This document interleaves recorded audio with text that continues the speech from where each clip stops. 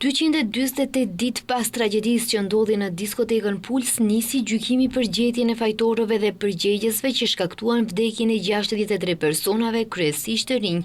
Se është një proces i gjerë gjyqësor në të gjitha dimensionet e vërteton numri të akuzuarve që janë 35, si dhe 3 subjekte juridike, akt akuz për 166 faqesh, qindra dëshmitar që pritet të dëshmojnë, qindra prova materiale, si dhe numri madh i prokurorëve publik që do ta përfaqësojnë akt akuzën, gjithsej 15 prokuror.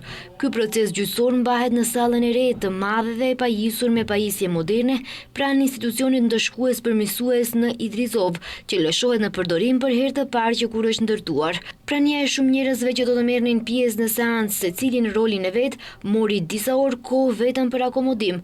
Gjithashtu kohë mori edhe konkretizimi i asaj se cilin të akuzuar kush dhe sa avokate mbrojnë. Gjykatësia e Lëndës Diana Gruevska në fillim të seancës u zotua për një gjykim të drejtë, duke prezantuar si që quajtja ajo rregullat e lojës dhe duke shtuar se nuk mund të garantojë shpejtësi të procedurës gjyqësore. Në emër të gjithë trupit gjykues dua që t'i tregoj rregullat e lojës, kërkojmë disiplinë të madhe, fillimisht do të bëjmë vërejtje, më pas do të ketë largim nga salla. Për çdo prolongim të panevojshëm të seancës, do të pasojnë sanksione dhe në këtë drejtim të gjitha vërtetimet mjekësore do të kontrollohen në mënyrë strikte.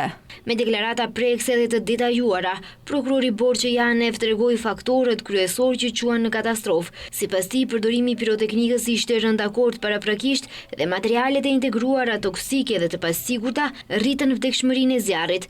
Gjithashtu theksoi se materialet e instaluara nga pronari Dejan Jovanov janë shkaku kryesor i vdekjes së një numri të madh viktimash. Dajan dhe Mihajlo organizuan performancën e grupit DNK dhe po negocionin me Vladimir Bazevin. Piroteknikat nuk ishin rastësi,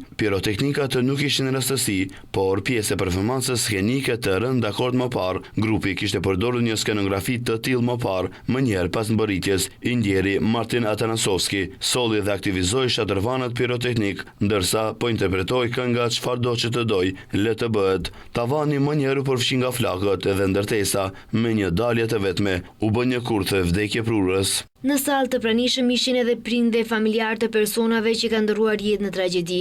Në një deklaratë për mediat, njëri nga prindërit e personave që ndërruan jetë në tragjedi u shpreh se ky gjykim është një nga provat më të mëdha për shtetin, sepse siç tha, shohim se me kalimin e kohës po i harrojnë.